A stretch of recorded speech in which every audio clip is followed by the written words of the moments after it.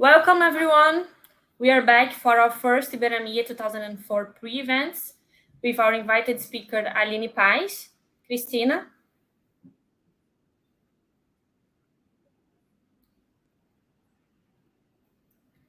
Cris. Hi, everybody. Welcome. As Laura just said, we are here to start our list of keynote.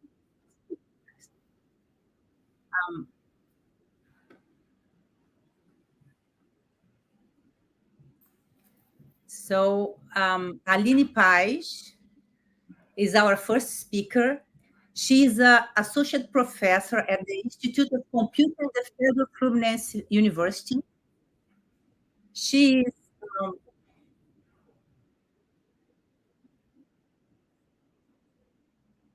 She has a Young Scientist of Rio de Janeiro State Fellowship from FAPERJ. And today she's going to give us a very interesting talk concerning the status of Brazilian AI. Aline, welcome, and the floor is yours. Hi, Thank you very Aline. much. Hi, Laura, Christina. Can you hear me well? Yeah, Yes. that's okay. Great. Thank you very much for inviting me here and having me here. It's a great pleasure. And I'm also very happy because you talked about my young researcher fellowship. It's very good to be called a young researcher in my age. So thank you very much. It's a pleasure to be here and to speak to the public with for Iberamia. Um, we have a problem with this sound. Yes, Laura, it's okay for you? No, for me, it's okay. So okay, so I'm going to continue, Chris. Maybe it's yours. So I have several motivations for this title, and I hope it can be a little bit clear by the end of the presentation. So the title mentions the Brazilian AI, but I believe that many issues here are shared by our Ibero-American community, to the South Globe, and even maybe to the rest of the world. I didn't prepare an agenda because the presentation is not that much linear, but only a little bit linear. So my first motivation for this title, it was kind of close when Christina invited me. I first thought about that after hearing a speech in March from our president in the Women's Day. He stated the desire of having a Brazilian AI, and also after that he had several talking with scientists and even the Spanish president about that, about having a Brazilian AI. So after that, the other thing that I thought was that we actually have several Brazilian AIs, if I can say in the plural like that. Actually, we even have a Brazilian AI strategy encompassing conceptually legislation and governance horizontally, and qualifications and application in the vertical axis. I'm sorry that this is in Portuguese, but I didn't want to translate to preserve the original meanings. And even more, we have several academic institutional AI centers. Here are only four examples of them. I'm sure there are lots more around the country. And they have been concretely producing high quality AI tools and techniques in the last years. And this is true not only in academy, but also in several industry and governmental institutions. For example, several hospitals are using AI in Brazil. We have been some news about that. Several law institutions are applying AI. For example, the other day, our Minister, Justice Minister, said something about the Supreme Court using AI to group court decisions and they are planning to employ summarization and even writing techniques in the future. we have seen AI being used in security, for example, for some facial recognition tasks. And we also have been AI being used in agriculture. We even have an AI LLM that's made in Brazil and speaks Brazilian Portuguese. So even though we have some of those examples, there is much more that needs to be done, and there is much more that needs to be done in the right way. For example, we are only hearing about AI being used in private hospitals. I think, to the best of my knowledge, that in public hospitals, we are not applying, we have not been applying AI yet. And several law courts are adopting their own solutions. Sometimes they are imported from big techs, and sometimes they don't share tools, resources, and data. And there is also a very critical matter of the legislation. We promised to present something to the world in G20, but I think things are a little bit are not as advanced as we would like them to be. So my point here is that we have Brazilian AIs, but nowadays they are kind of scattered, not sharing resources, technologies, and goals. While this is not a problem per se, we still need a more concrete and inclusive strategy. It's quite common to have different groups doing similar stuff, but as a country, I believe we need a more strategic and a clear vision of what we should give more importance to.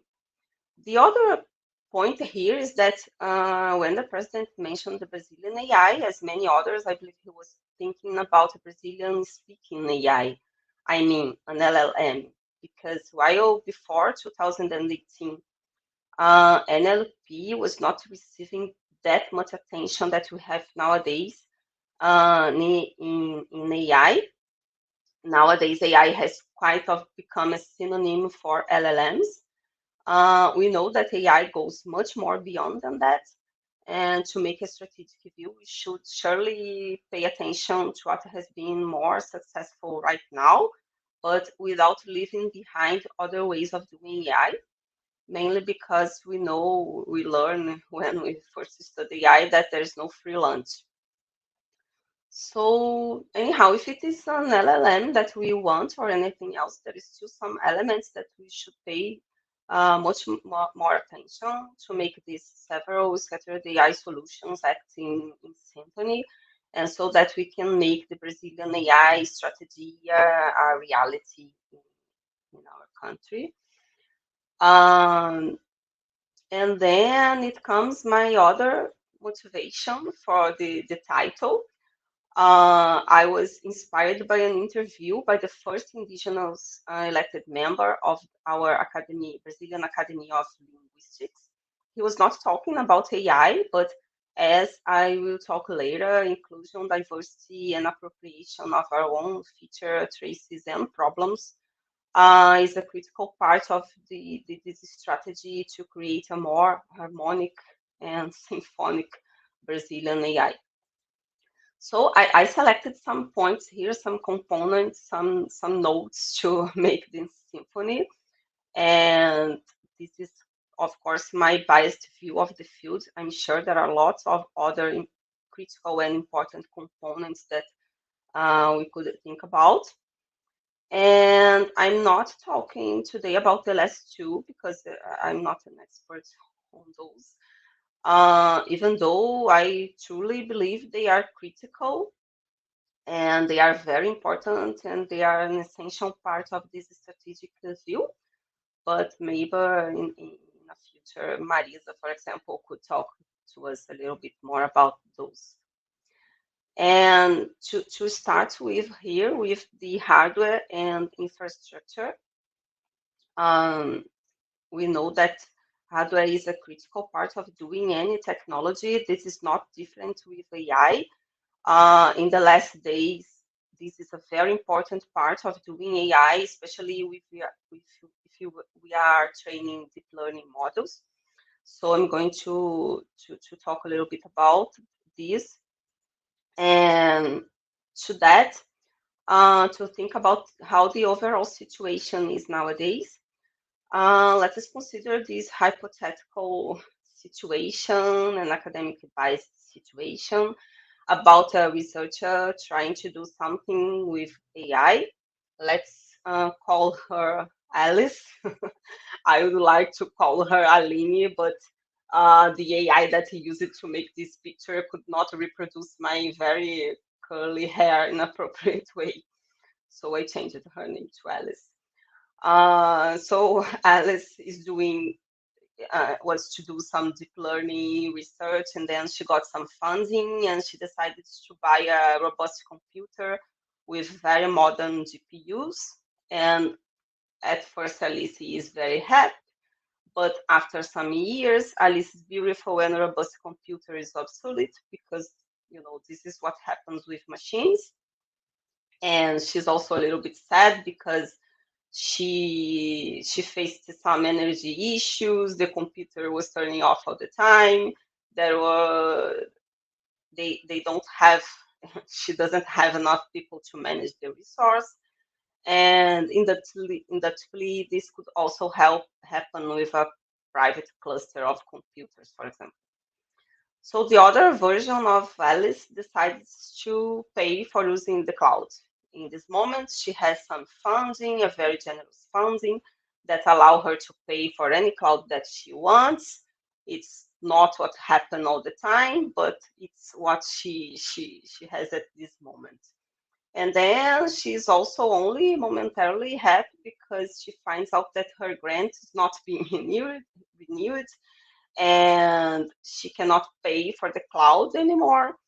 And she kind of finds out that all her precious data is not only hers anymore, but also belongs to the cloud. So what I think that would maybe make Alice a little bit happier would be something in between with a plan, like for example, the Indian digital plan that they presented in the last big encounter of the countries, where the country or a collaborative alliance invests on national infrastructure that researchers and even startups can have access.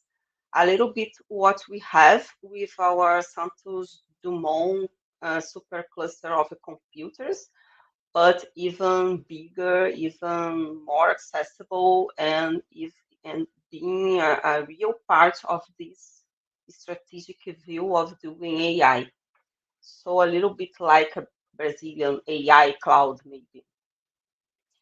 And part of this plan should also care about the responsible use of machines, because you know how the currently most popular way of doing AI can very much harm the environment. So it's not only giving the machines, but maybe teaching the researchers and startups and the young scientists how to make better use of those machines. That should also be in the plan.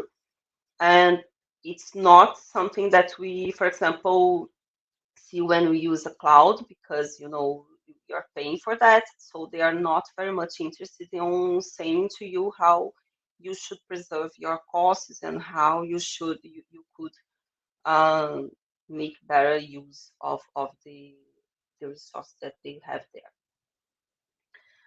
So the other part that I kind of have a little bit more property to talk is actually the core component that AI researchers can contribute with, which are related to the models and techniques. So I have a little bit of controversy here, because before I said that we should not leave any ways of doing AI methods behind, but here I'm going to focus only on LLMs, a little bit because my bias. I've been working with language models for some years now, and also because AI has popularly become kind of a synonym for LLMs and generative AI.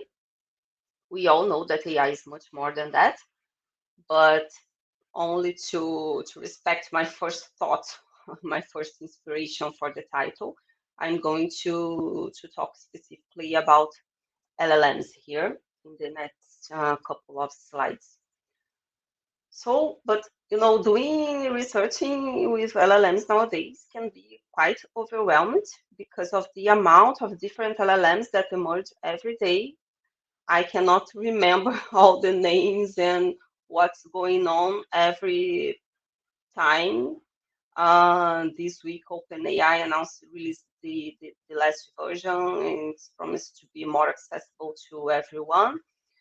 And I'm not going to talk about all of them, of course, but only about some of them that they were released in the last couple of months, and they have very specific features that I think we should pay much more attention than that.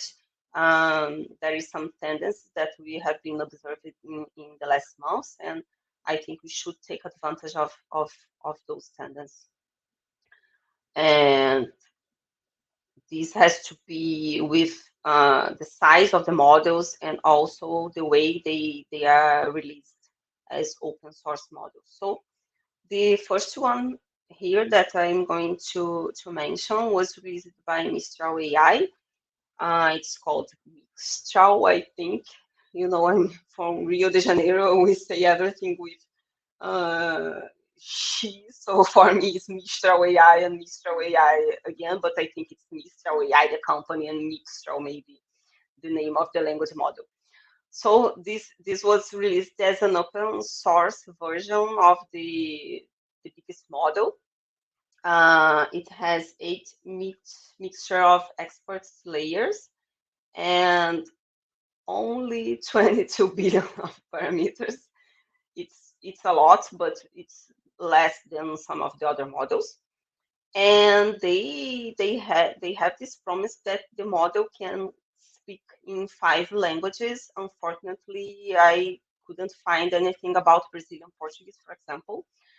But it's good that the model is trained with other languages other than English. And this model, even with the 22 billion parameters, it had a very good performance in a massive multitask language understanding task.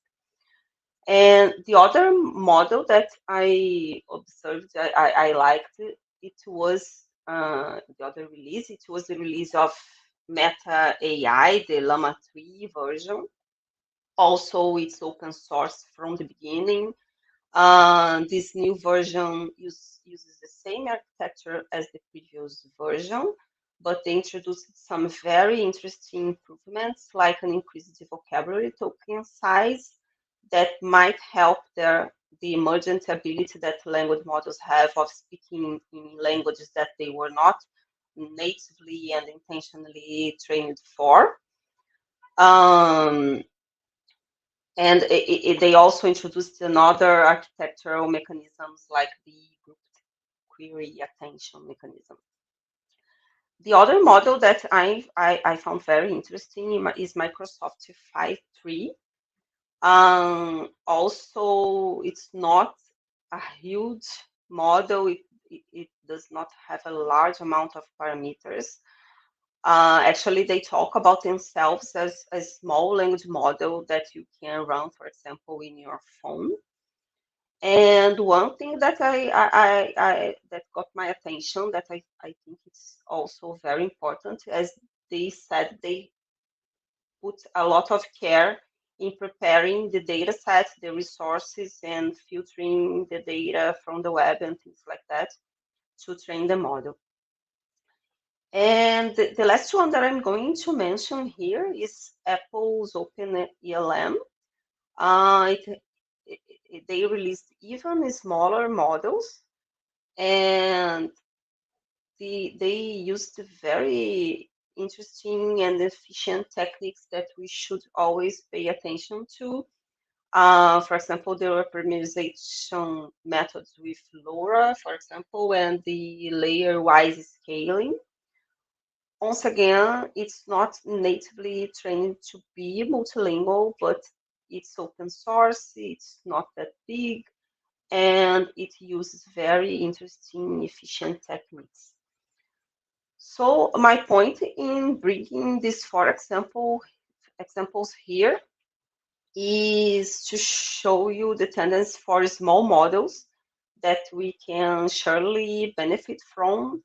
Also, they are releasing open source versions, even though they are not natively trained. This is a point that I'm going to talk a little bit later, but they can be used as starting points to adapt the models.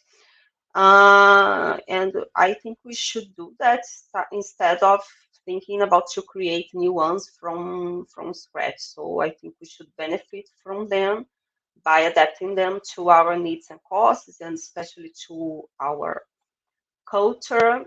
And one point here that I think it's very important that we should emphasize and recognize is the importance of adapting those models, but with very well curated data sets, creating original benchmarks and not only using translated ones.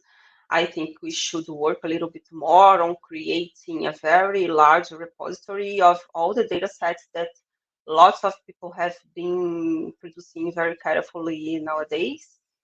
And this actually thinking now I could put that as one of the pieces here of the symphony, but maybe for the next time. So this is very important to create very well curated resources and benchmarks and not using only translated ones, because the translation will represent the language, the syntax and the semantics maybe, but maybe it's going to be difficult for them to represent our culture and our way of speaking and things like that. And the other point that I think it's very important is that we should worry about relying on only really open source models, not those that we give your data and then they return to you the trained weights, but the models that they release the trained weights, but not only that, but also the training code, the training details, and if it's possible, the data that the model was trained. I think it's quite essential for us to understand what's going on those models. So thinking about the adaptation point here, there are several ways of doing that, of adapting models, small or large or very large models, to specific languages, domain, and tasks. For example, we can continue the training of a language model with self-supervised intermediate tasks. We can also fine-tune them to specific tasks. We have been experimenting with those two approaches, using multilingual models and monolingual models, but we adapted them to Brazilian social media posts in the last couple of years, and we got very good results when we adapted them, for example, to sentiment analysis in tweets. And nowadays, we also have plenty of other ways to also adapt very large language models without having to train all their layers or training a new model from scratch.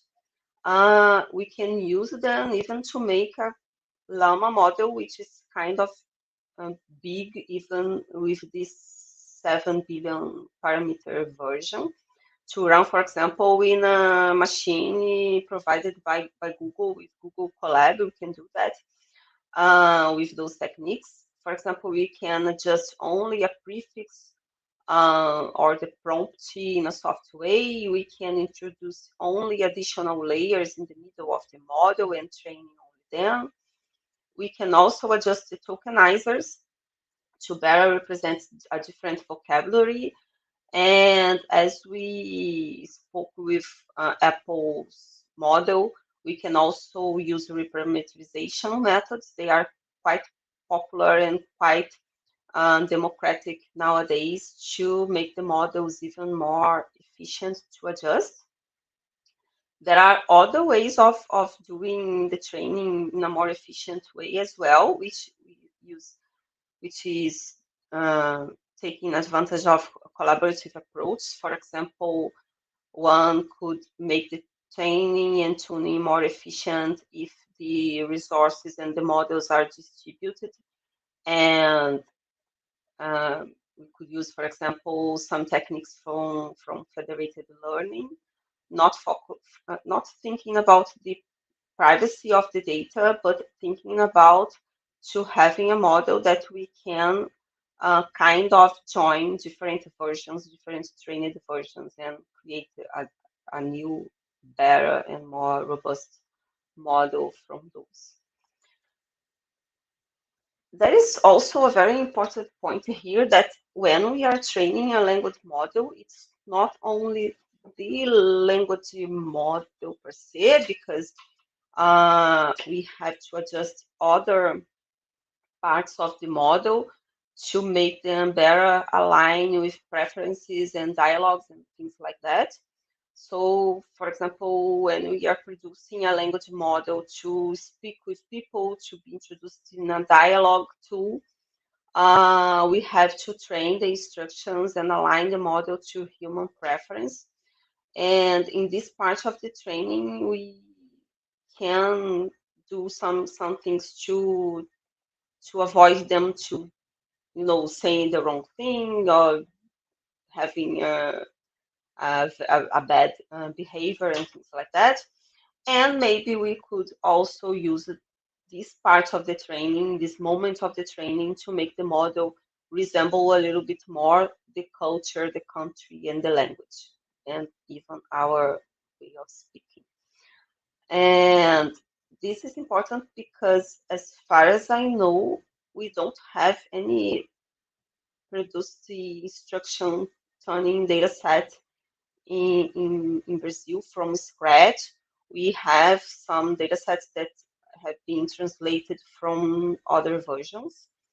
And while this is good for some reasons, on the other hand, they are not actually representing our culture and our behavior when we are talking with a machine and in the internet, and actually not when we're dealing with technology. And the other point is that, AI is not only language models, large language models, and language models and NLP is not only large language models. We can solve lots of tasks with small models. So we don't have this need to use a large language model all the time because we know there is a cost involved on doing that. And in sometimes a small model can do a good job, even when training only with some iterations. For example, we experimented a little bit with that in a recent paper where we can see here that small models adjusted to the task of hate speech in Brazilian Portuguese. ChatGPT, for example, it was the best one only for the neutral class, and these smaller models were better on the most important classes, which are the hate classes and the offensive classes. So even though ChatGPT was not trained specifically for that, and the other models were, I believe we can still use small language models and more and simpler techniques to solve specific tasks. So some of the points that I'm advocating here is for small language models, small, very small, but these small before these very large language models to solve specific tasks, but also that we should invest on making those large language models a little bit smaller to attend our costs and our needs and our limitations. And when we have to deal with those models, I think we should always prefer relying on efficient tuning. We should also recognize and innovate in well-curated and culturally representative benchmarks. Maybe if we want a large language model, including instruction tuning data sets and things like that, and making the models to be aligned and to be trained with the people from that country. And I think we should value and enhance multilingual and cross-lingual systems, but to make them to be really multilingual and representative of very different languages. And the other important point is to rely on really open source models, not only the models that we have the weights, but ideally when we have the training details, the training code, and even more the training data. I think we should kind of insist on that to understand a little bit better what those models are doing. And the other critical point here is a little bit about the creating data sets, but much more about the use case and applications that we could be paying attention when we are developing AI as a tool. And in this case, I think to help our harmonic and symphonic AI, we should think about our own problems, but also we should think about our own limitations and our own strengths as countries. And the first point here that I would like to reinforce, I know I've just said that, but this is very important. We should have models that represent our language, even though we don't have the costs and the resources to train them from scratch. We can adapt the existing models to reflect our language a little bit more. And I think that we don't have NLP, a very inclusive and diverse and representative NLP nowadays.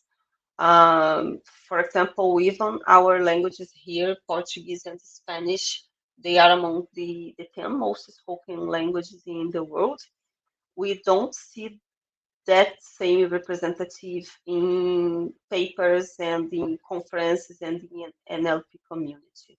And we should think a little more about changing that. And the point here is that when we neglect the language, when we only think that a model that speaks in English can help us do everything, this is actually not true, because we are leaving cultural, cognitive, and even computational challenges behind. So maybe the model can understand our way of building sentences, the semantics of it a little bit, whatever semantic is mean, but there are other cognitive traits that maybe are not there, and we should invest and investigate a little bit more on that. And going back to the interview from Ailton Krenak that inspired me to the symphonic part of the title, we should embrace not only our official and most spoken languages, but especially the endangered language that we have in our territories. For example, in Brazil, we have almost 200 languages. Some of them are not here anymore. Some of them are at the risk of extinction. And there are lots of stuff that we can learn from them, from the indigenous languages, from the indigenous people.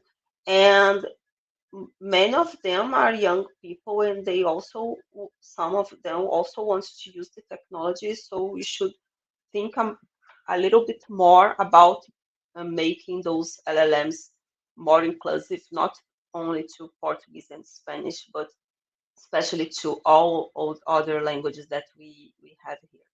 We have some initiatives around promoting and researching NLP for indigenous languages. For example, this year we organized a workshop at Propor, and America's NLP is, I think, in the fifth edition now. It's going to happen in June together with NECO, but there is still surely room for more. And it's also very important that the indigenous people are involved in those initiatives so that we cannot repeat that extractivistic behavior that we had in the past with their territory. We cannot do the same with their language and their data. There is also some critical area that we should consider in our Brazilian-made AI. And we all know all of the problems that the most modern methods is still facing nowadays concerning, for example, facial recognition, gender and race bias. This is not new and this is not over, but this is maybe a big problem for us. For example, here in Brazil, we are a very diverse country. We have very different tones of skins. We have very different hairstyles, and we talk about each other in very different ways. So that behavior should be represented in the models, but not with a bias. We cannot perpetuate the mistakes from the past. So we should be very worried about that, and very worried about making the model not be a biased biased version of our society. And thinking about the areas that AI can help, one of them that I think AI can help, but very carefully, is education. Ideally, for example, everyone should be able to read anything, but here in Brazil, we still have high rates of illiteracy. And this is not only about people with difficulties to understand formal texts, for example, but it's also related to democratize the information. For example, domains like law, they are quite hard to interpret. I have very difficult to doing that. And I know that we have some legislations about making the language simpler, but this is not being applied in all the spheres yet. And one way of helping with that is with text simplification. We've been working with that together with Professor Maria José. She's an expert in simplification, in Portuguese simplification, kind of trying to attend those people that have issues with reading. And there are lots of other ways that AI can help in education. For example, in exercise recommendation and helping to create different exercise. But this is very important to emphasize that AI should never be a replacement for teachers, and that it should be used very carefully with children because they are still forming their brains. For example, if you give a text written by ChatGPT to a very young child, he or she can think that, oh, I cannot do something like that, so I'm not going to learn that. Maybe I should only rely on the technology. And I don't think this is good for the next generations. So not only AI should never be a replacement for teachers, but also if someone wants to use AI to help children somehow, that should be done very carefully and very thoughtfully, and not in a misused way. We also have other opportunities to help people's lives with AI. For example, we can improve their financial lives, making them, for example, to take better care of their finances and making better credit scoring systems, maybe free of bias, and creating financial planners. Automatic fraud detection is very important because every day here, for example, people find a new way of stealing money from less advised people. And related to the financial domain, we observed in a recent paper that LLMs hold some financial knowledge that we could leverage and benefit from. They were able to generate some financial reports from relevant material without any other adjustment. Of course, not as good as a human could do, but only to emphasize that we can leverage the knowledge in building language models to produce different tools and techniques. And we also have some opportunities to improve our health systems. For example, here we have the public systems that serves more than 190 million of people, and we could do better information preserving and alignment and service recommendation. We could use AI, for example, to help on diagnosis and preventing disease, for example. And there are some initiatives here related to diagnosis, not only for physical issues, but also to mental issues, but I think we should do that a little bit more. The other critical matter that we should think about is fighting climate changes. This is not a problem only for Brazil, but for all of the world. We've seen problems here from the north to the south, from drought areas to excessive rain. And I think that AI can help with monitoring predictions and reforestation. And putting that in a broad context, we could also take advantage of AI to take care of our rich and abundant flora and fauna that has been suffering a lot with deforestation, pollution, legal mining, and soil manipulation. AI can help us to make better use of energy, agriculture, and can also be used to help on weather forecasts to anticipate problems and respond to disasters and resource management. And finally, I think we also have the obligation to making AI to be better, to help a little bit with our so fragile democracy, to avoid some mistakes from the past with, for example, tools for better election polls and maybe tools that show biases and fighting false narratives. But we also have to be very carefully to not making AI creating false narratives and helping on political manipulations. But this is very much related to the points about legislation and better use of technologies and ethics and the responsible way of doing AI. So there are lots of other ways that AI can help.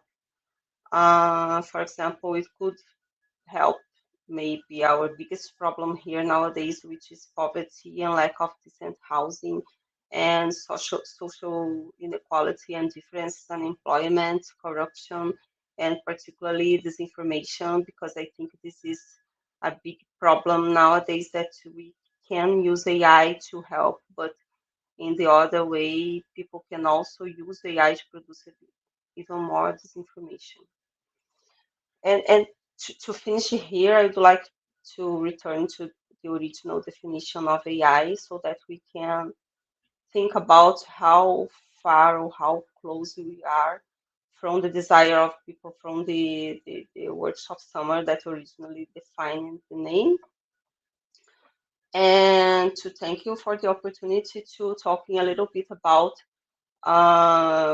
the points that we should consider when thinking about producing a Brazilian AI.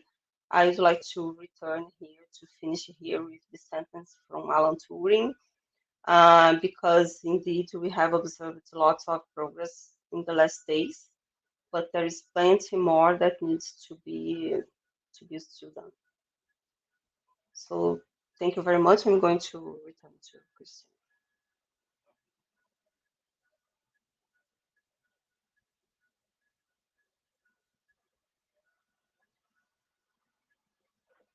I'm not hearing Christina, sorry.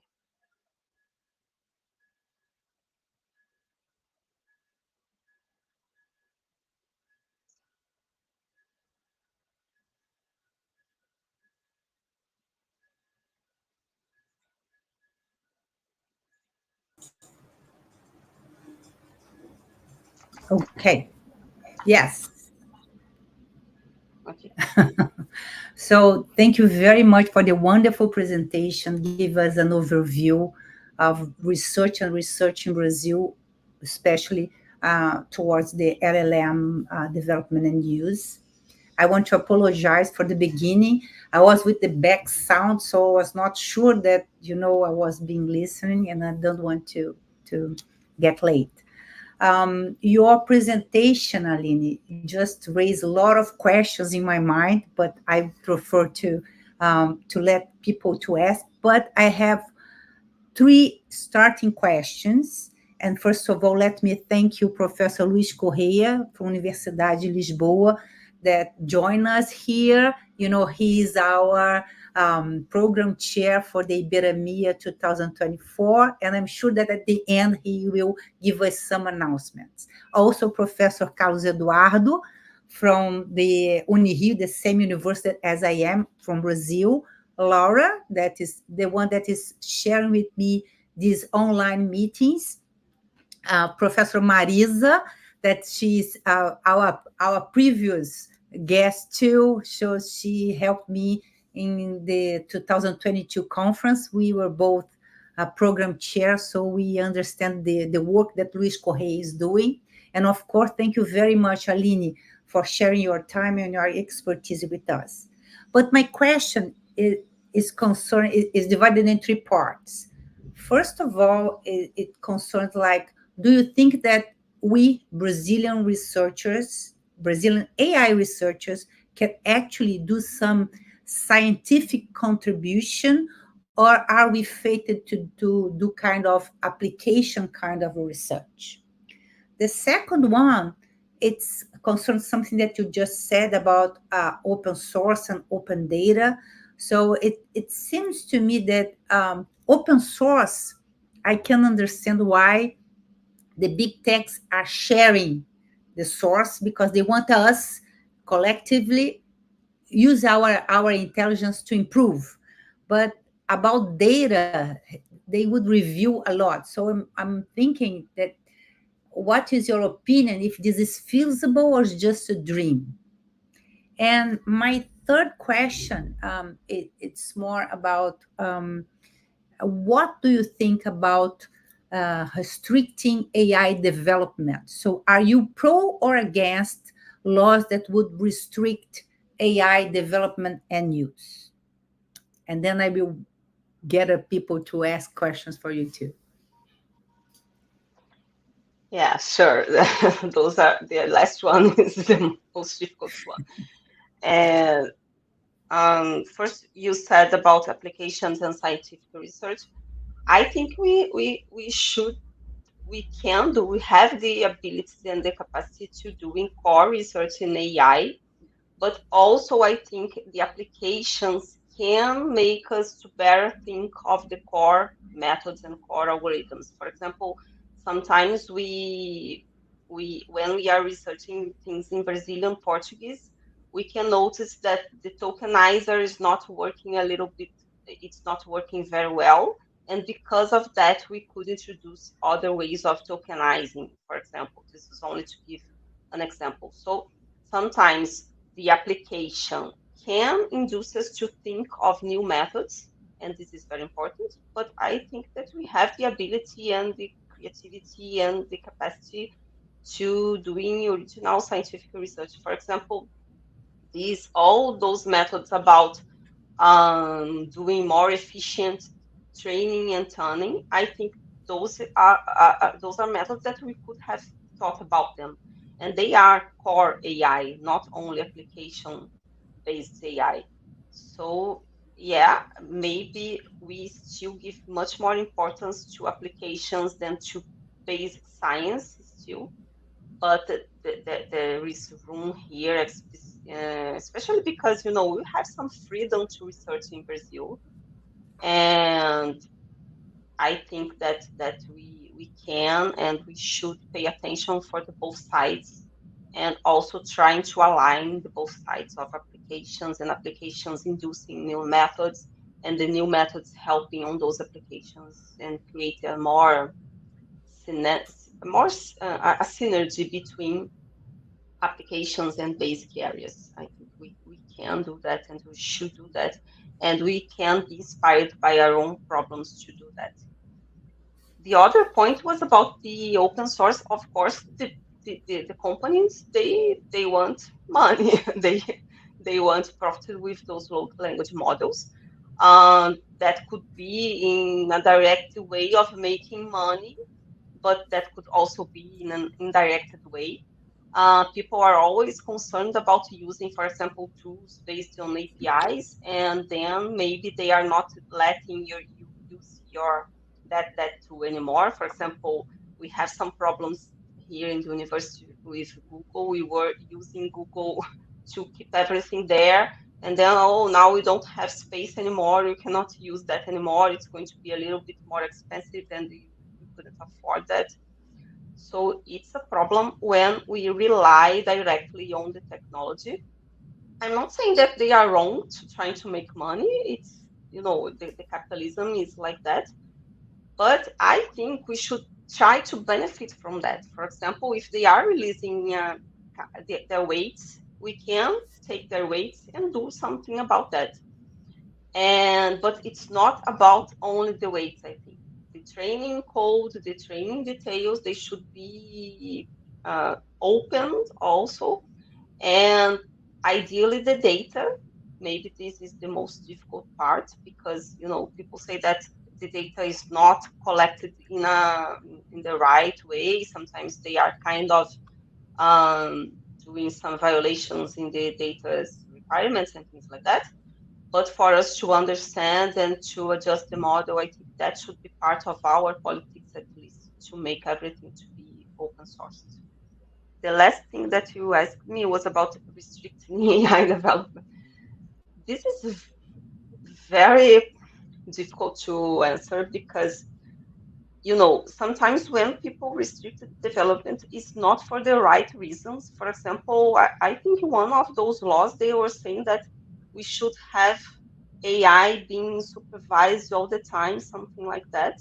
This is impossible, because if you're building a tool, it's because you cannot do all that amount of work all the time. So this is simply not possible. But there are other parts that I think it's kind of difficult to prohibit, but I would like to have, for example, to developing weapons. I didn't like to see AI being used to that, but I don't know how people can kind of forbid that, because it becomes kind of a race to some companies.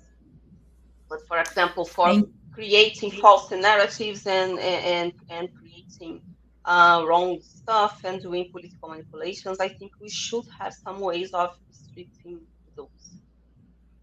Yeah, something like that. I know that this is a difficult question because Sure. you can never say what is going to be the use. Luis, Carlos, Marisa, Laura, questions? Yes, I have a question. Thank you, Aline, for your presentation. And thank you for inviting me to be here. I know it was a restricted set of people. I really appreciated the aspect that you raised of AI, the most popular models currently, the LLMs, are being owned by large companies. I completely subscribe to your suggestion of taking advantage of what we can that they provide. But my question is, how do you envisage that we can somehow compensate for that, and what can we do? Because without the resources, and you raised problems like the sustainability of those models, or the unsustainability of those models that spend huge amounts of energy. What other lines of research, or how to conduct research that we can, do you think that we can exploit, that do not depend as much on those models for the future?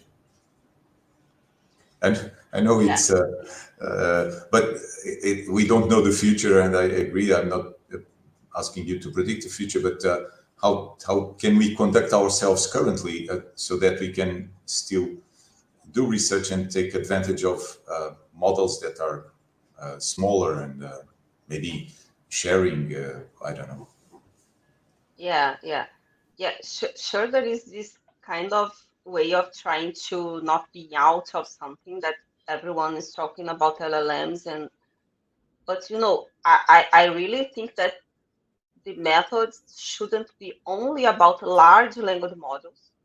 I think there are several things and tasks that we can do with small language models that do not require a very expensive hardware. But I also think that and thinking about this strategic view of doing AI in Brazil, I think we should still recognize and find ways of valuing other ways of doing research, because there is no free lunch. The models are very good, but they have lots of problems. We heard about them all the time. So, as a community and as a strategic view of doing AI, I think we should value, symbolic methods and the old ways of doing. Old nowadays, not old for everyone, but other ways of doing AI. For example, with planners, with symbolic machine learning of simpler models. Sometimes we don't need deep learning. Sometimes we only use deep learning because we think this is the most appropriate one and because everyone's going to value our work. But sometimes we can use a logistic regression and a support vector machine, and this is very good and very okay. So I think we shouldn't abandon all other researches to invest only on large language models. They are important. It's not that we shouldn't look at them because everyone else is looking, but I think we should embrace all the possible methods and think that some tests require only small techniques and small models. Cadu, Marisa. If may I, first, I would like to congratulate Aline for this amazing presentation in these panoramic flights and such rich analysis about AI in Brazil. Thank you, Aline, for this.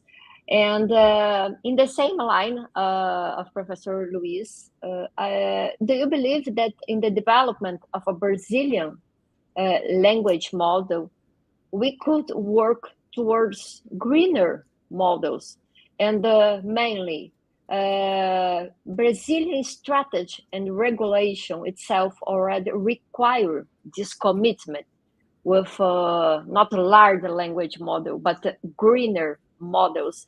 Do you think as a processing language community, you can work, we can work on this topic? Sure. Yeah, I think this is very important, to work more about a more prone to a greener land. I liked a lot this expression. I don't know if this is an expression that people use all the time, but a greener language model would be really great. I'm not so sure if people are talking about that in those terms, of green AI and this way. But what I know is that we have this kind of tendency as a community to doing small training for only some epochs, for example, and adjusting the models only in the way that we can. So we have some commitment of using better and more efficient training techniques, but not necessarily maybe thinking about a green AI and respecting and considering all the stuff that people research in green AI.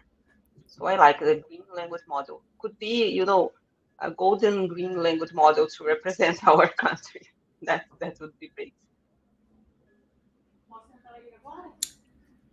Cadu. Perdão. Carlos Eduardo. Thank you for inviting me, and congratulations on the talk. I have one. There is a delay that I'm listening to Michael back sound. Christina, please. I think it's yours.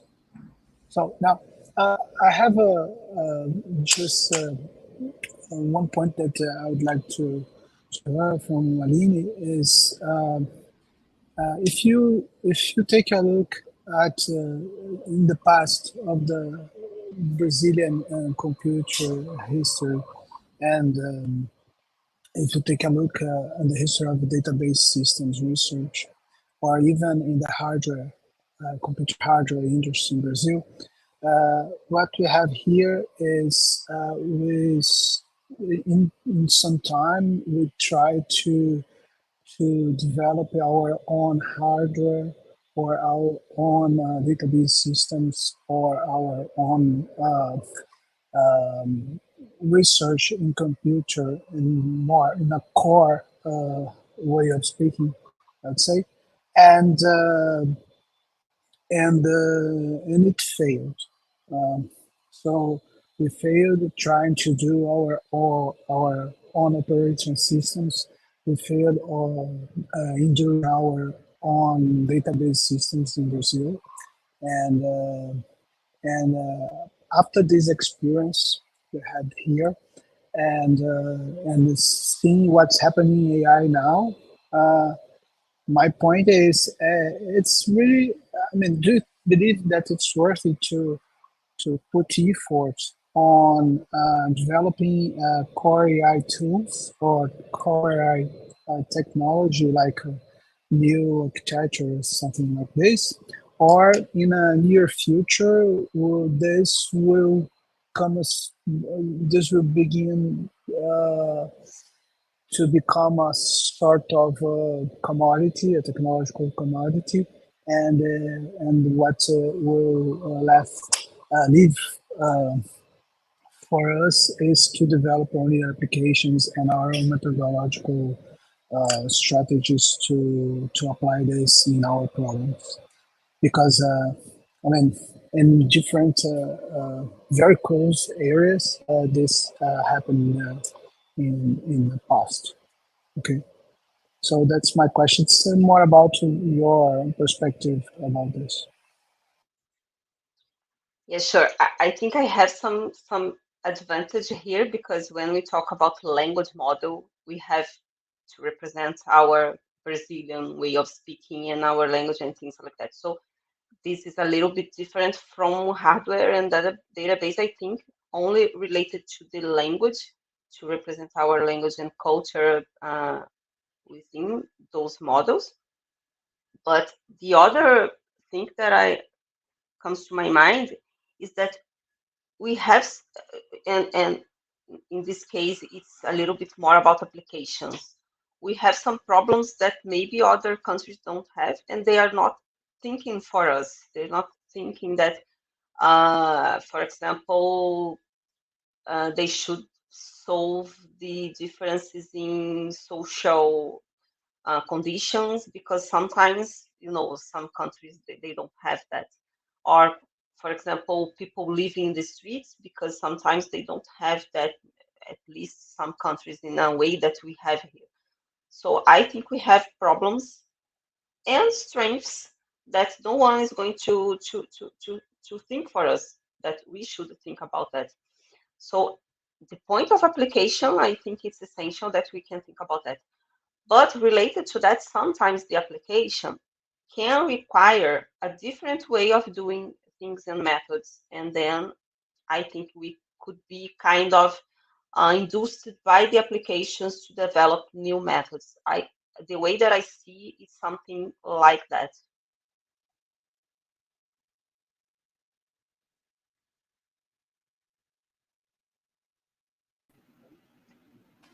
Christian, your mic's mute.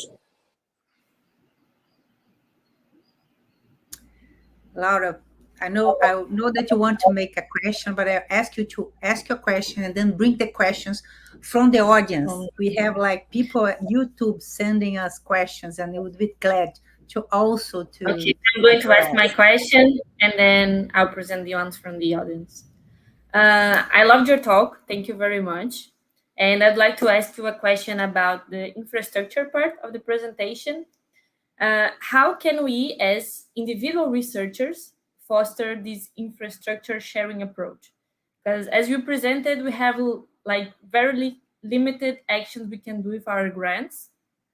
So how can we try to foster the sharing infrastructure, or maybe just pressure for like public policies? Yeah, this is a very good point.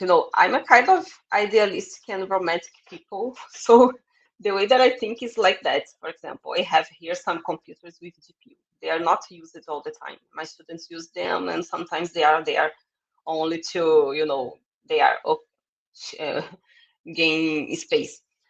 I think in a very romantic and futuristic way, maybe we should have all those computers connected. And for example, here at UFI, I could share the computer with you in Unirio, and you could do the same.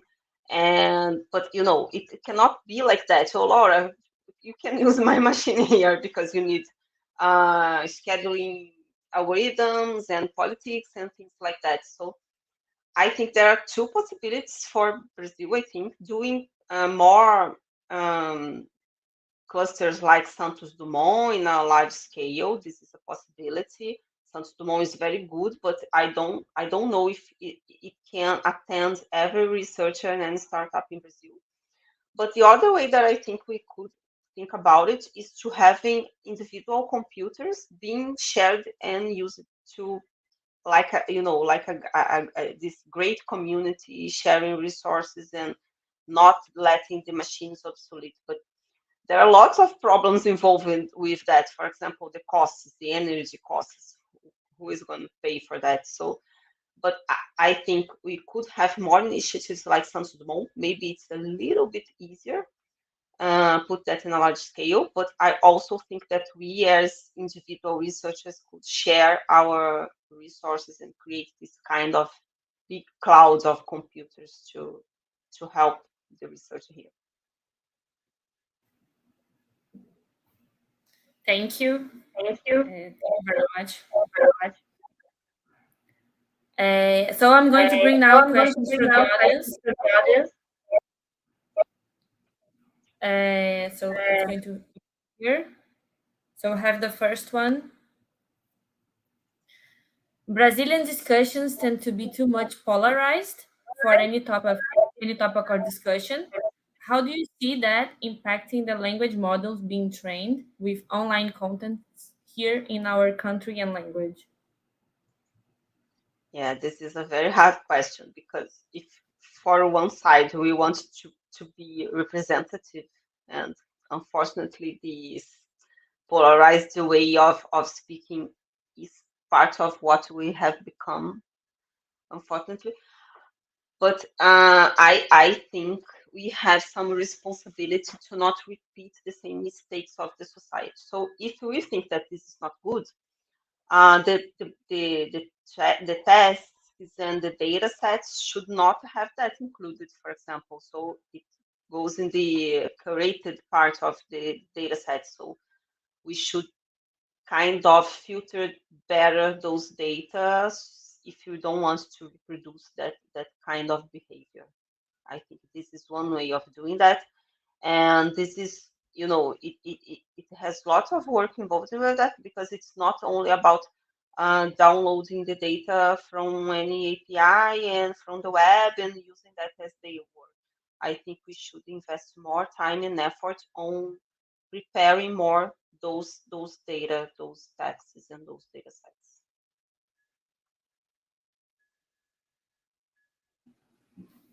Thank you. We have two more questions. One is about how do you see children using LLMs and retrieval augmented generation? And the second one, I think it's also pretty interesting in how can we support areas that are like non-academic, for example, dubbing industry and artists. So the first one is about education. Yeah, I have a big concern. I don't have children, but I have nieces and nephews. I have a big concern with the next generations. And at the same time, I think we should, we have the technology now and they are using their phones and the internet all the time. What can we do about it? But at the same time, I think this is going to be it's going to change the future generations, their way of thinking and things like that. So at least in the beginning of their lives, and here talking about the educational lives, I truly believe that people should restrict it a little bit the way that children are presented to technology. I know this is easy for me to say as I don't have a child, but I'm a little bit concerned when I see lots of children with using their phones all the time and not talking to anyone. I I think people should consider what's going to happen in the future, and this is related to using LLM and Hag and things like that on the internet. They could think that this is the work, taking a stuff and using as it is, and not critically thinking about that. So maybe the schools should give more attention to make the people use a more critical view than only using the tools and the resources without thinking. Okay, thank you. Yeah, the other one I think I forgot. Oh, how can we support those not academic areas, because they had a little bit of fearful feelings towards AI, doing better AI maybe. And we should find ways of talking to the society as academics, as researchers, not only in AI or I think it's in all the areas. This is very important that we find ways of presenting our work and hearing what they have to say to us about their fear and things like that, so that they can be they can have this more friendly view of the technology than to be only fearful of Well, I will need to I stop don't know. I the have no idea. presentation here Yeah, just because of the time.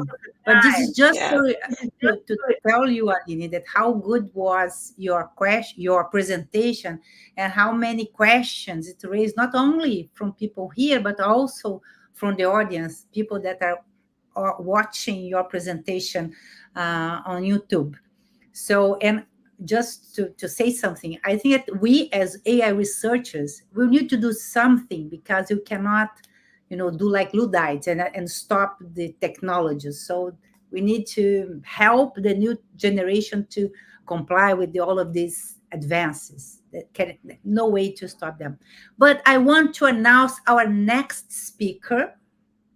So our next speaker is Professor Fabrício Benevenuto from the Federal University of Minas Gerais, and he's going to give us a very particular view of how we can counterattack misinformation. So it's very interesting. See, he has some not only some results, but also some ways to make our politics, our policymakers, to actually to get some academic results and apply in the real life. So it's a very interesting talk, and I wait everybody there June 10th.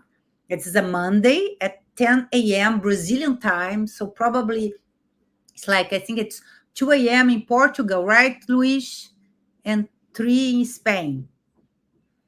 Is it? Yeah, I'm not sure about, yeah, but I think so, yeah. Okay. So it's a national holiday in Portugal. Oh, it's a holiday. So you Yeah. have no excuse for not No coming. excuse, exactly. And I also want to invite you to remind people about our Ibero-American, that you are the program chair. Yes, well, thank you for bringing up the subject and the slide. The deadline for paper submission is approaching, so it's 26th of May.